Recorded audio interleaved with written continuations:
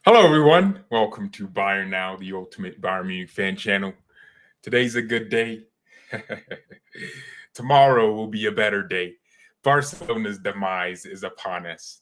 Inter just need a win against Pilsen, and they play before the game against Barcelona.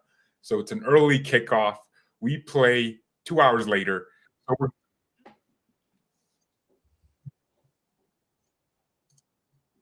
Yeah, look, Barcelona paying people to obstruct my stream. So they're not trying to hear the smoke. So I had three tabs open for some reason. So I'm here with Uncle Sharma, Inter fan. How are you doing, man? I'm good, bro. I'm good. I just did my match preview just like about an hour ago on my channel. Inter fans, we're kind of cautiously optimistic, so we're not like super confident. Nah. You're optimistic. You're gonna smoke Pilsen. You're gonna send them back to Czechoslovakia, wherever they're from, and you're gonna send them back packing. That's it. Hey. Be confident, man. Okay. Tomorrow we're beating Pilsen and we're sending Barcelona to Europa League. That's it. That's what happening tomorrow. Tomorrow we're feasting. We're feasting on Barcelona tears. That's what we're doing tomorrow. You're gonna be smoking on that Barcelona pack. Do you smoke cigars? No, I don't, but I'll do a fake smoke up on my channel tomorrow. Yeah. So look, Uncle Sharma had messaged me, and I was like, all right, who's this uncle trying to molest me? And that's what I thought, first of all. Whoa, pause. Well, and then he was like, let's do a nice little preview for the Inter game. So I showed up on his channel, and it was so fun. I was on there with another Bayern fan. I think his name was Maven. Yes. It was a really interesting preview. We just talked. And back then, the feeling amongst the Inter fans was, we're going to lose. We're not feeling confident. And this was before our game versus Inter. And, they were saying it was the group of death. But they didn't realize they had the cojones, the balls to beat Barcelona. That goal was crazy. Was it Kalanoglu that scored that? Yeah, Hakan, oh boy. Yeah, that outside of the box, low-driven shot, that's some FIFA goal. Barcelona dominated that game, but they didn't create as many chances. It's Barcelona. They have a lot of possession, but do nothing with it. So, well, Inter didn't feel good after the Bayern game because we beat them. But beating Barcelona and Pilsen, I think you beat them like 1-0, right? 2-0. Yeah, I think it was like 1-0 for a huge portion of the game, though, right? Yeah. So but the thing is, when you came on my channel at that time, we had a really stinky start to the season as well. That's why we were kind of in a negative feeling at that time, because we started the season really badly, and now we're like kind of on the back up trajectory. So that's we're feeling much more confident now, I think. Yeah, and Inter had this game against Fiorentina this weekend. Yeah. And so I was on Twitter, and people were saying, "Oh, this game's crazy." So I clicked on the game because I have Paramount, and that's where they stream every Serie A game. And I was watching for 5 minutes. I was like, it's getting boring. Inter's already winning this. And then I close out of the game. Like 30 minutes later, I see your live stream on YouTube, and it says 4-3. I'm like, what the? So I missed 2 goals that happened. I guess it's just Inter, man. There's just so much drama at that club. But how are you feeling going into your game versus Pilsen, apart from obviously the obvious optimism? No, yeah, obviously, like, it's apart from like the damage, because if you're an Inter fan, you just a lot of us are just damaged. And by the way, I want to shout out a few of the watchers and viewers from my channel. I see them in the chat, so shouts out to all you guys, Snudgest Ahmed and Mighty Mao, Bruce Wayne, all them boys there. Damn, we got Batman watching. Yeah, we got Batman watching. Yeah, Bruce Wayne. He's a part-time Inter fan, full-time superhero. I have to say, by the way, the last game against Barcelona was a roller coaster of emotion. Bro, did you watch the match? Oh shoot, dude! I did a joint match reaction just because I was watching both games. I was watching the Bayern game. I turned the screen over. We scored another goal against Pilsen, whatever. But the Barca game, I was pissed when Inter conceded that first goal. I was like, man, Barca's still in this. And then second half, Inzaghi must have called up Yaya Toure and Paul Pogba and got that freaking African juju going because Inter just started saucing. And then Barella scored and 2-1. Oh, bro. And then they bottled it. And then they scored again. And then last minute. So. And it was my birthday that day as well. It felt like it was a gift. I mean, we could have won. We could the last few moments of the game. We could have won it. We could have finished it. They would have been finito already if our boy Asllani had passed it to Mkhitaryan on the other side. But it is what it is. Tomorrow, though, that's all that matters. If Inter wins their game, it's over. Yeah. But that game was crazy.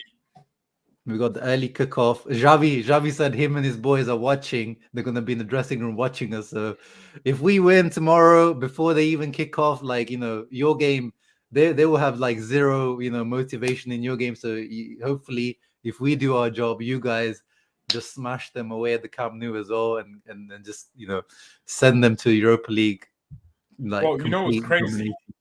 No one ever thought we'd be having this conversation, but if we lose tomorrow, the top spot will come up in the Allianz Arena. So Inter, look, we were nice to you. We let you have, we beat Barca for you, but you can't do this to us. You can't take the top spot from us. I don't want to be playing. You man ain't lost a group stage game since 2008 or something crazy like that. So. I think it's 2018 since we last. We haven't lost. No, we haven't lost a home game since 2000 and something. Oh, okay. Home game in the group stage. Okay. Yeah, but we lost to PSG in 2017. So right, okay. But still. Anyway, but still. So Inter, man, you can't come up to our stadium and do anything. So we have to close up with Barca tomorrow with 3 points. Man, who the hell is that Talang Bamani guy saying Inter's going to lose or draw? Trust me. No, he's a troll, man. He's a troll.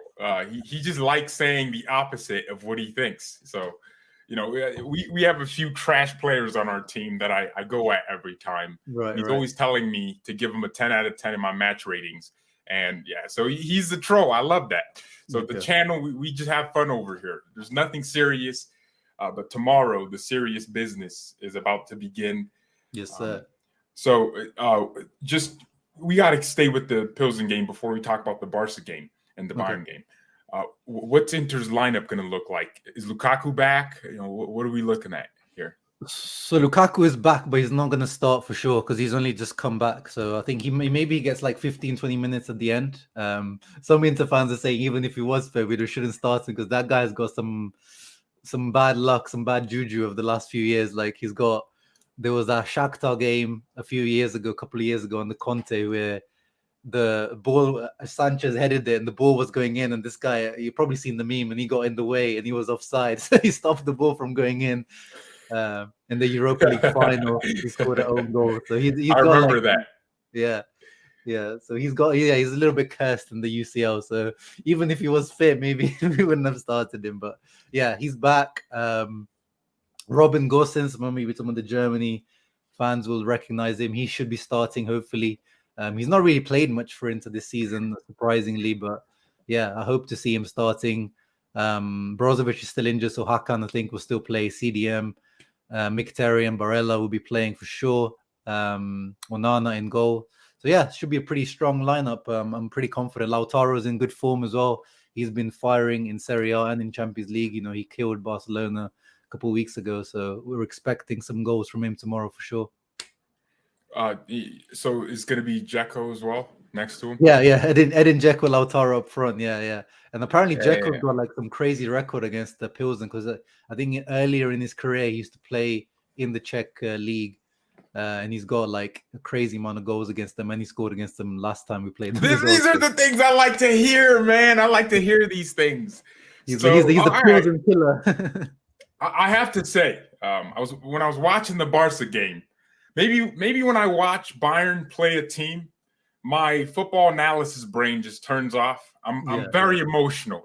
You should have scored that from the halfway line. You shot from a halfway line. You should have scored. So I would just say things that just make no sense. But when I'm watching a team that's not mine, I'm sitting here, yeah, I'm watching tactically. I'm over here drawing lines, and I become one of the Twitter accounts, half space, El Tactico Mercanto. These Twitter accounts, these analysis accounts. So when I was watching Inter, man, your back line, Skriniar. See, it was crazy because in the live stream, when I was doing my live stream, I said when Skriniar slipped, I was like, the one time he slips, watch Barcelona score, and literally 10 seconds after, the ball goes out because Skriniar slipped and he was going to head it out, but now it goes out wide, and then Balde does a first-time cross. Lewandowski heads it in, but the Inter defender blocks it. It comes right back to Lewandowski, and he scores. The one time Skriniar slipped in the whole game, Barcelona scored. And of course, that was to make it 2-2, right? So that annoyed me. That annoyed me a little bit. So Skriniar, this guy knows the mystic arts of defending. Like you'll see something crazy. They're about to score. He comes in right there. He's always there. He reads the game spectacularly. Bastoni, man. I get why all these clubs were linked to him. This guy is a real G, dude. I just had to say that. You have some really good defenders at your team. And if we didn't have De Ligt, I'd be licking my lips to Bastoni, man. I'd be doing that. Hey, keep your hands off. Keep your hands off. But the thing with Bastoni is he still can improve. Like I think defensively, physically, he's not like, he's not blessed athletically for sure. So he pocketed Dembele. That's all I care. Yeah. Him and Demarkov definitely, they pocketed Dembele for sure. But I think it's just the middle one. De Vrij, he's just like he used to be, or like just a couple of years ago. He's not even that old. He's only 30 years old, but a couple of years ago he was really good. But he's had like a bit of a dip last year or so. So yeah, Skriniar and Bastoni is like locked down, but the middle of the three is like him and Acerbi is like 50-50. Wow, that's interesting. So Bayern played Barcelona, and Thomas Müller. Did you see the Thomas Müller video? Oh yeah, we're coming, Louis. We're coming.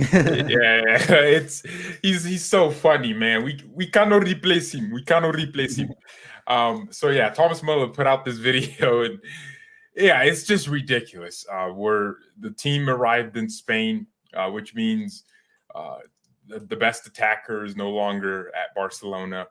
The best defender is no longer from Barcelona. So yeah, we basically, we own that Barcelona club. And people say I have an arrogance, but look, if we were playing Real Madrid, I would not be arrogant. I come in here humble, I'd be humble, man. I'd be a monk.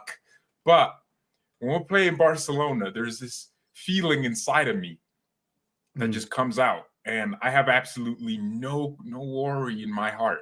I know they're going to have possession. They're going to have all the ball, all the possession, Pride Festival, all the balls. They're going to have the possession. Pablo Escobar. But when it comes down to it, Bayern will find something to just activate our inner scumbag gene, our inner Real Madrid gene, where we can lose challenges with the ball and they can keep 70% possession at some point, but we just score, a nice little scrappy corner. I don't mind that. And that's what happened in the first game. We had one attack in the second half. It became a corner, whipped in, Lucas Hernandez, header, goal. And then the second goal, 2 minutes later, Sané just doing his inner Iron Robin impression with the goal against Dortmund in the Champions League final 2013, where he scored with his right foot and it looked like a scruff shot, but it was really smart. So Leroy, and then it was 2-0. Barcelona had all that ball. So yeah, it's going to be in their stadium. They're gonna be very arrogant, not arrogant with possession, but not with performances. Because if Inter win, and this game is really dependent on Inter. If you win, then it's like cool, it's over. Literally, they have nothing. They have nothing to play for after that. Yeah. So they're going to be depleted, and that gives us an opportunity to just slap a few goals in real quick. So when Xavi's sitting there watching Pilsen play, and I don't know, man, it's gonna be funny to me because this is the mighty Barcelona. Bro, They he's said still this. crying. Like I saw his press conference. He's still crying. He's like, "Oh, we deserved more against Bayern, and we deserved more in both Inter games." Like this guy is still crying about the referee decisions. Like it's crazy. It's crazy. I don't understand it. Here's the thing in football: you create your own luck. Yeah. So if you watched Man United versus Spurs, Lisandro Martinez has a header, and he lost the first one. Well, he didn't challenge for it with Kane. And then the second ball, he goes right in, and he's hungry, and he wins it, and he sends it out. And then 30 seconds after, or maybe 15 seconds actually, Fred's shot is deflected and goes in. That's how you create luck in football. Barcelona, they do this. It's beautiful to watch. They're one of these toothless teams, basically like one of them small dogs. They call them, I think, Chihuahuas. That's what they call them. So these dogs just bark. Oh, they bark the loudest, but they don't have any bite in them. That's what Barcelona do with possession. They'll take the ball, and it's so predictable. They'll go out wide to a fullback. Fullback goes to winger. Winger tries to take someone on, gets dispossessed. They press immediately, get the ball back, recycle, go to the other side, do the same damn thing over and over again. Whereas a team like Bayern will walk the ball into the opposition's box, and then we start playing football from there. Like the point is to take the ball to the box. That's the whole point of football. How many touches can you have in the opponent's box and shoot from there? Barcelona they try to make everything look pretty. They try to get through an entire team, cut through and score a nice goal. But at the end of the day, to build your luck, sometimes you shoot from outside the box. Look at what Hakan did. Then you score a nice goal, you're 1-0 up. But this tiki-taka nonsense, it looks good on paper. The stats, boring. It's boring as well, bro. It's like, it's just boring. I'd rather watch Conte than hell no. I can't do that. Hey, bro, put some respect on Conte, bro. Man, look, Conte won the Serie A. I get it, but that man bores me to sleep. He's a terrorist. No, I think when it clicks, though, I think when those transitions and those moments really click, I think at the moment it's drab. Like, I agree. Like the way Spurs are playing isn't, but when you see. When I think the other guys will come back, you'll see, like, I love transition football. Like, I think you'll see when it starts to click, is good. To me, it's very attractive. Well, I also need the ball, right? As much as I think possession is overrated, Carlo Ancelotti has proven that so many times in his career. You don't need the ball that much. How do you view Ancelotti, by the way? But I know that Bayern my favorite. Too fond of him. So he's my favorite manager of all time. Not for my club though. Like I love how carefree he is. He smokes cigarettes on the sidelines. He doesn't really show too much. He just looks relaxed. He could be nervous, but his face doesn't show it. So I have his book actually somewhere. I have his book. Can't find it actually. But it's a really interesting book as well. I'm not sitting there reading books, dude. So you're not getting that from me. Well, how do you think the Barcelona game goes? Yeah, no, I think it depends on the Inter result. I think if we do the job, which we should be doing the job, I think they'll just have nothing left to play for because there's literally a friendly. Because Pilsen can't really realistically go into Europa League, so their third spot is just confirmed. So I think you guys can do some damage out there because if they're not up for it, if they're not going to play for anything, I think you can dominate them and destroy them. Well, to be fair, I have this thought that maybe if Barcelona know they have nothing to play for, they might still want to play for their pride to show that, hey, we made some progress. We can still beat Bayern. Maybe next season, this season isn't for us, but maybe we can still, compete at the highest level. So maybe they're going to want to really try to win the game regardless of how the Inter game goes. And that might actually be a better testament to their character to persevere through hardship and still give their all. But the thing is, Bayern is a club that we don't care, the stakes of any game. There's this feeling that we must win, Pakmas. We have to go for it all the time. So, yeah, even when we had 12 points and no one's beating us in the group, we still went and tried. Man City just kind of let their guard down sometimes, but we don't do that. Even when we rotate, it's do the same thing we did again. And I guess we still have to play for something, and that's to get top in the group. So yeah, look, they pulled all them levers. Now they're going to be pulling ropes, suicide in the Europa League. I can't wait for it. Well, I know Inter has some financial issues. I actually don't understand any of that. I know Conte couldn't be backed. Can you tell me just a little bit about the financial situation at Inter, just briefly? Yeah, is this basically our owners, the Chinese, the company that owns us? They're Suning. That's the name of the main company. So the Zhang family. And China, you know how a few years ago they were buying, remember when they were buying like Hulk, Oscar, like all these players that were paying them crazy money? That's over because the Chinese government, since COVID, they've done a U-turn. They said you can't invest in in football in China as well, but like foreign football for sure, that's a luxury good, that's banned. They can't export capital, so they can't invest in Inter. In general, they're struggling anyway. Like the company Suning is not doing too well. So yeah, that's why Inter have to be like run self-sustainably at the moment. Like we can only, like we have to, sell players first, then buy, but we only buy like for half of what we sell. So yeah, it's a pretty difficult situation. But they've said like the club is officially on sale at the moment. So hopefully we get some new owners coming soon. Yeah. Any billionaire watching right now, I'll be the director of football. I'll make sure I give Bayern Munich their. Well, if I became Inter's director of football, I'm sorry, you're getting relegated. I'm selling Barella to Bayern. I'm selling Barella to Bayern. I'm making real cheap. Sabotage. I'm sending Bastoni to Bayern. Skriniar terminating his contract. He can go for free. He did a lot for the club. He was a servant for the club. We have a super chat here from Jat, and he says, "Mark my words, Barca beats Bayern in Inter bottles." I have a lot of trolls on my channel. I'm a troll. This guy was trolling on my channel as well. He came on my channel before the Barca game and he said that Barca will destroy Inter. So I'm glad I got to see this boy again because, yeah, well, I appreciate his super chat. He did a super chat as well. I appreciate that. But, yeah, you got to eat your words now, bro. They're going to eat their words. It couldn't be happening to a better club. Look what's happening. Look what's happening. Liverpool's losing so much.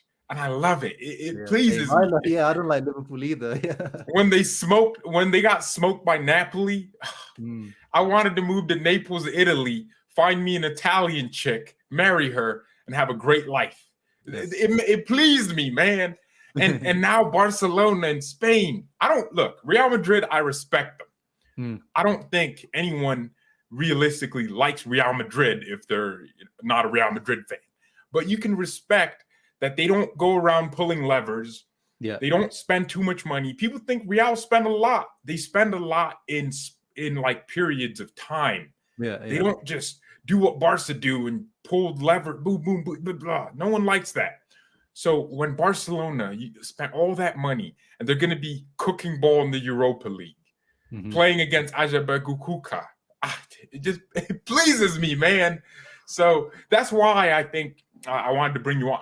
Actually, John from the Mustache channel was supposed to be here. He's a Barca fan. And we did a great preview last time. And unfortunately, he had to go work, make that money.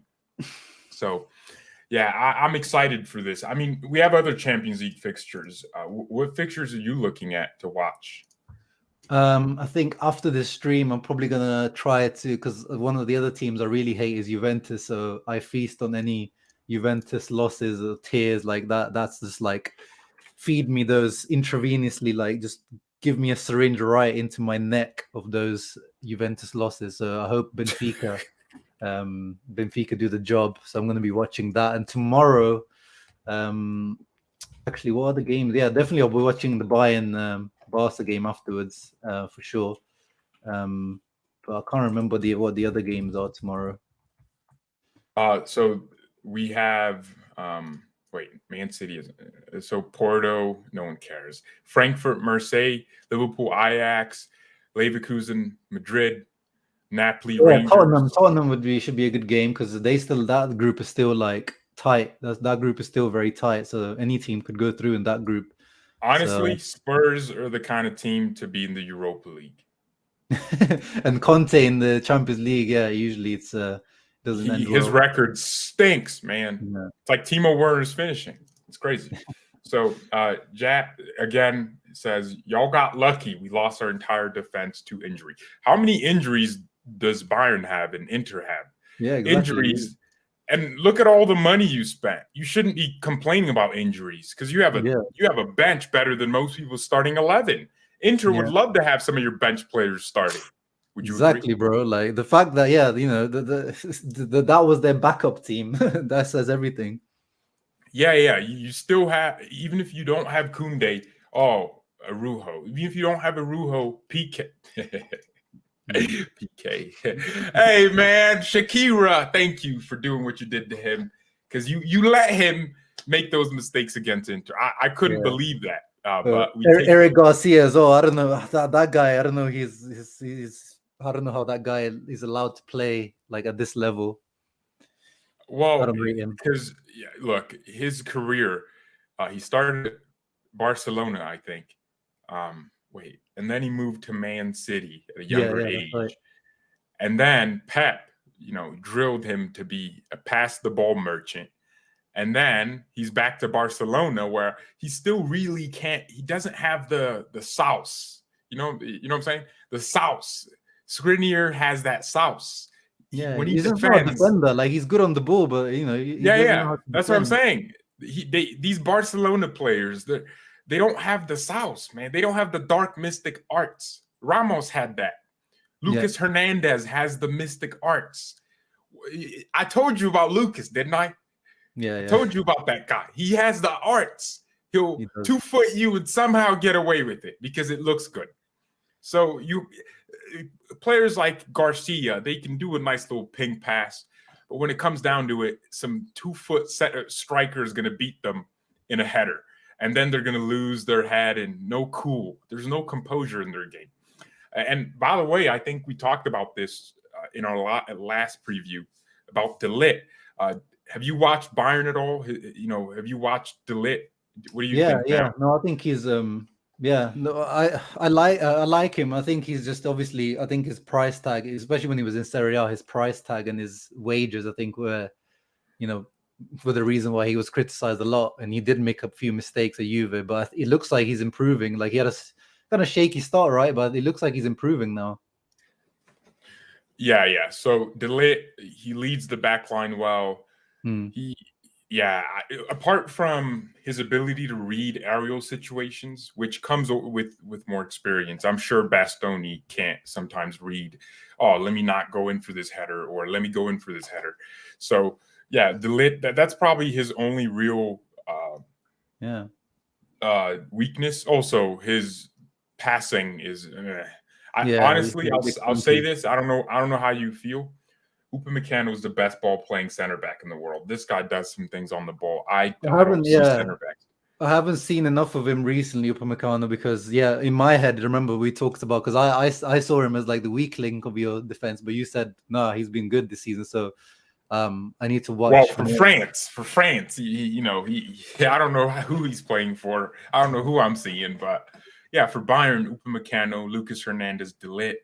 We just have a lot of really good options. I'm happy with all of them. So they're all really athletic as well. Like you just, it helps your style of play of like pressing, high defensive line. They can all just like, they're comfortable, running back 40, like defending 40 yards away from the goal. Like that's the type of defenders we need, because all of our defenders are a little bit slow.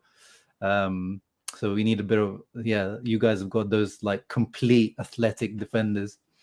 Oh, that's a good point. I didn't even think about that because I didn't even notice. I just knew they all fit our style of play, but I didn't know athleticism was that important. Yeah, I'd say sometimes I get annoyed by the fact that Upamecano has this desire to win the ball. Sometimes he wins the ball and then it goes right back to the opponent and then he's chasing back.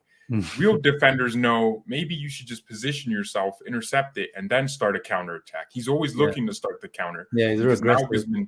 Nagelsmann tells him he needs to be the guy to start the counters every time he wins the ball. So he's always looking to win the ball and start a counterattack. When it works, it looks beautiful. It looks great. He's running across the whole field. He can dribble really well, which is crazy from a center back. He can carry that way. Actually, no, he can't dribble well. He can carry the ball well. There's a difference. So, yeah, I love what I see from Upamecano. Tomorrow will be a really interesting day. It's going to be a historic day. I don't believe Barcelona, they're going to lose so much money being in the Europa. Inter need to make this happen, man. Well, the football world needs this. No, we all need this, man. Not just the football world. There's kids in Africa who can't eat until Barcelona loses. All that money Barcelona was spending, that money could have been helping widows in Ukraine. That's what I'm saying. We need Barcelona. The world, the streets, man. They're saying they need Barcelona relegated to the Europa League. I wish it was the Conference League, because I think it's a disrespect to the Europa League to send these B-Tech Champions League teams down there. They should be in the. They should. Right, it was funny last year. Remember last year when they were in the Europa League, they got beat by Eintracht. Yeah, a Bundesliga team. Apparently, Farmers League. They told me. Yeah, exactly. Yeah, Eintracht Frankfurt, which is funny.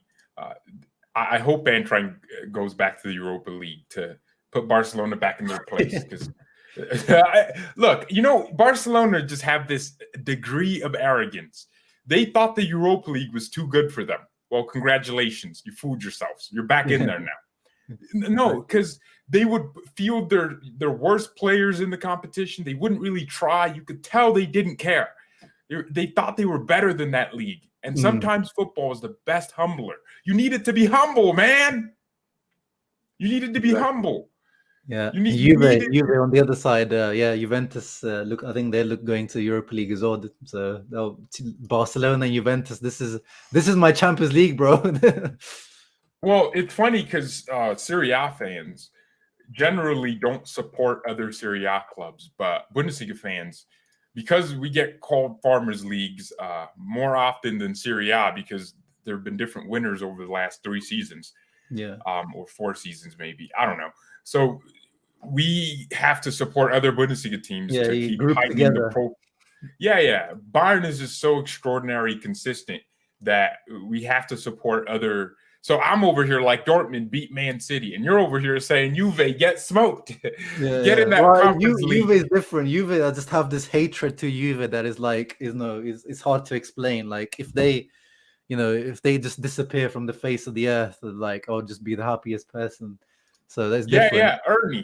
Ernie, if Inter wins tomorrow, Barcelona have nothing to play for, because even if they were on the same points, it would go to head-to-head, and Inter already won on head-to-head.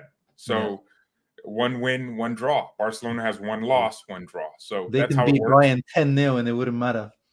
Because goal differential is no longer considered. I wish they made that rule freaking 8 years ago. Yeah. How many times did Bayern get screwed because Atletico Madrid scored an away goal? And we scored at home. Yeah, I mean, we've been screwed by this stupid away goal. I think it was always stupid, because especially in the group stage. The group stages makes no sense. Maybe in the Champions League knockout rounds, but I'm glad that rule went away now. I think if a team wins, they win by having more goals, and that's it. Yeah. Don't add extra, if you scored away. What does that mean? A goal is a goal. I don't care if it was at home or away. It's still this. It counts the same. I feel like away goals were way too important, so teams would park the bus away and hit on the counter. And you'd see these terrible games sometimes, especially second legs. If one team had won at home, all they would do is park the bus. But now that it's only goals, I feel like teams will park the bus still. But if they concede, they're going to try to, get their cushion back. And we're seeing better games for it. Look at Real Madrid City. That game was beautiful, man. But if it was away goals, you wouldn't have been able to get the same kind of, intensity and overall desire from players. It's an outdated rule, because, I can, 1940s, 50s, when traveling to the other countries was like more difficult. But nowadays, all these teams have private jets, whatever, they're there in 1 hour or 2 hours. It doesn't matter now. That's actually a really good point. Bayern have a private jet. It's probably worth like maybe 100 million. Inter have their own private jet. I mean, with the finances you were telling me, they're probably on normal commercial flights, man. I'm not gonna lie, they're sitting in the back with Joe Schmo, just some normal people. I don't know, Inter, man. I don't know. I used to think Inter had so much money and they could just spend all that money on Lukaku and buy all these players. Yeah. Well, that's when the Chinese boys first came in. We were like, Conte, we're giving him 12 million a year. We're like, who do you want? Lukaku, Wait, Hakimi. Conte was getting 12 mil a year. Bro, you need to respect Conte, bro. This guy is a look. I respect Conte as a manager that has achieved a lot in his career, but damn. You're getting 12 mil a year to have 12% possession in some games. It's funny though when Conte, like when he came to Inter, there was a I'm joking though. He tried to be attacking and it didn't work. So then he was like, "Nah, let's forget this. Let's go sit back and counterattack." But but it worked. With Lukaku, Hakimi, Perisic on the counter. That's like that team was cooking on the counter. Yeah, here's my overall perspective on Conte. He needs to adapt, right? If you want to be one of the greatest managers of all time, which in my opinion he's not in my top 5. I don't even think he makes my top 10. I think there's managers that have achieved more than him, and there's a lot. Yeah, I think as long as he doesn't achieve anything in Europe, you can't put him up there. You can't. No. So here's my general opinion is, if your defensive style is starting to be phased out with this higher pressing football, with these tall, fast strikers, you have to start adapting. If you want to be an elite level manager, you have to adapt. Nagelsmann used to play a back 3 at Leipzig, and he came to Bayern. He knew this is the big boy club. We can't be doing the 5 at the back anymore. This ain't Leipzig. We're going to start doing 4-2-3-1, 4-2-2-2. And fans actually thought, oh, we should just give him his formation. And I always said, this is Bayern. Managers, we don't adapt to managers. They adapt to us. Especially like a 33, 34-year-old. You can't adapt to you can't give him like... Yeah. If he wants to last here, he's going to know we play possession football. Nagelsmann used to play just counterattacking at Leipzig. He was comfortable with 40% possession. And you could tell, first season at Bayern, he knew, man, I can't play this 3 at the... He did it. He tried it in some games, but... We were very, very demanding. Look, I blocked that. That's these Barca fans are trying to get me demonetized with these chats. What's going on, man? Xavi's moving mad. All right. Anyways, so Nagelsmann knew this is Bayern. This is the big club, a different kind of club. It's kind of like a little bit like, if Man City had someone else other than Pep come in and start doing 3 at the back. City fans are going to be like, we're so used to 4-2-3-1. That's our formation. We literally made that formation what it is today, I would say. 4-2-3-1. And that's our formation, man. So if you're going to come in, you got to adapt to that. And he changed that. And this season, we had a nice little period where we weren't scoring as many goals, but we were playing okay. The results weren't getting in our direction. We were getting a lot of draws. And then look at us now. We're scoring as much as we want. The players look in rhythm. And I gotta say, Sadio Mane stinks, but we move. Yeah, he's putting up numbers, but his performances are not that good, right? From what I've seen. Nah, it's trash, man. We just signed some dark-skinned guy from Senegal. This ain't Sadio Mane, man. Sadio Mane's back in Senegal building wells right now. He's still doing humanitarian business. We need someone that can actually hold the football and dribble with it. These Liverpool players, they're all false images, man. No, but he declined. I think he declined like over the last year. That's why Liverpool sold him. Like there was no, he didn't decline. See, here's the thing with Liverpool players. The system plays almost to their strengths. So the minute they step foot outside of the Liverpool system, I mean, this guy he had a good performance last season. He was second in the Ballon d'Or, if that means anything.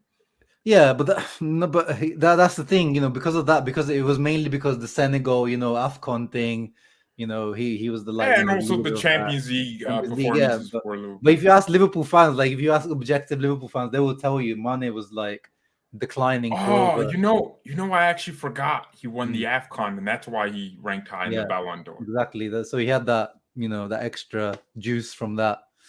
Well, yeah. So, anyways, these Liverpool players like Salah, they do these. The system is built for them, but Salah it ain't no winger.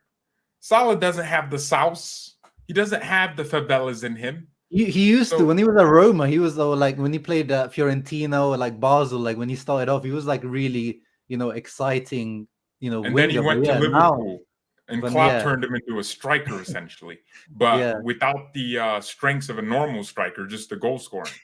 He just turns everyone into like inverted strikers, doesn't he? Yeah, Jurgen Klopp. So all his players, apart from Thiago, Bayern player, Barcelona player, I love it, man. Essentially, all his players just kind of play this fast pace, and when they lose their pace, you start seeing the holes in their game. Mane's not a good dribbler. His shooting his finishing.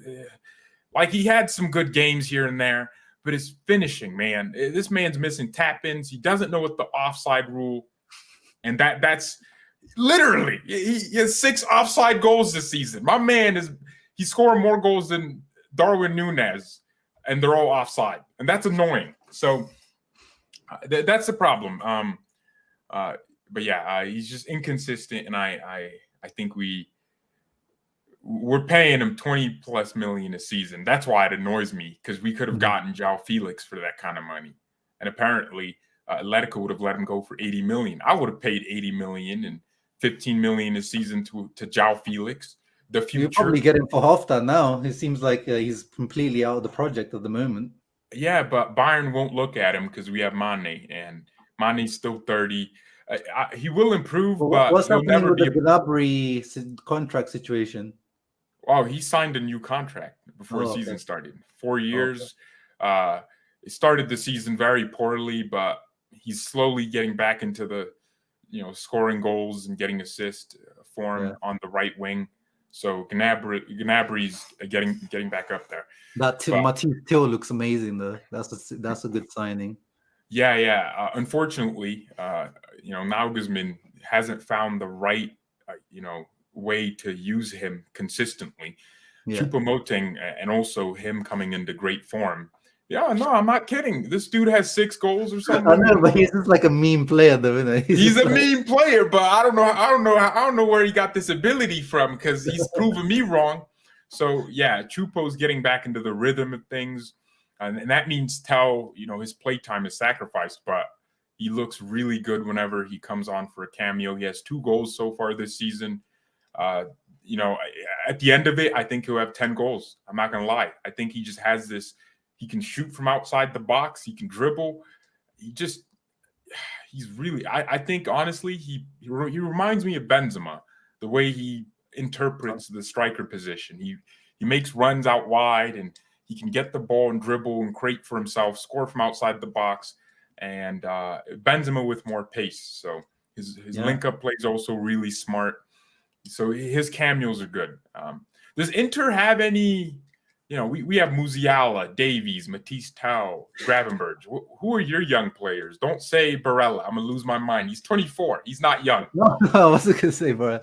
No, that's the problem in our squad. We've got we need to get some young players, some good top quality young players in.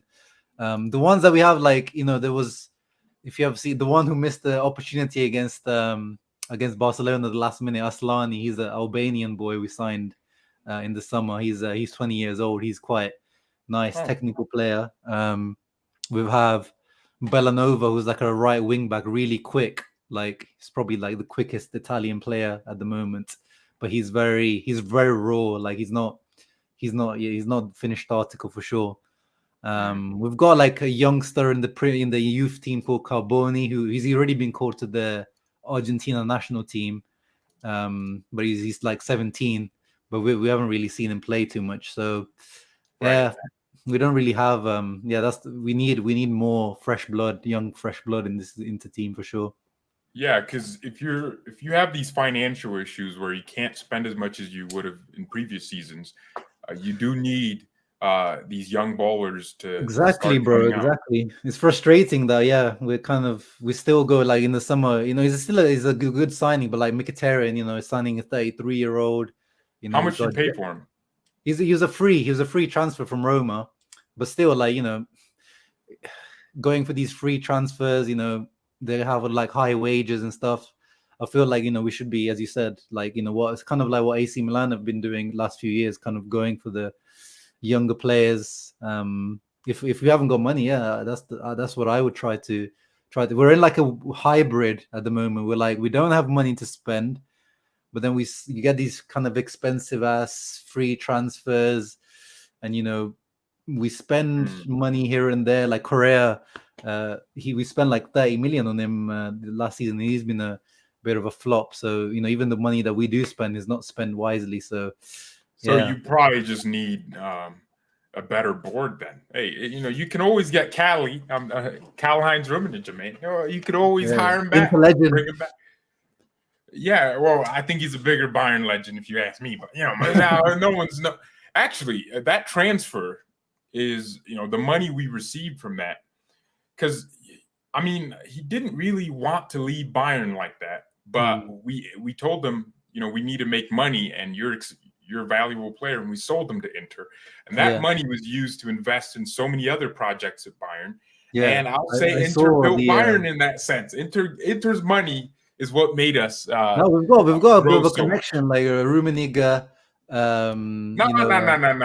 Let's not forget about 2010, where let's not act like we don't have some revenging to do. So okay, and 2011 afterwards.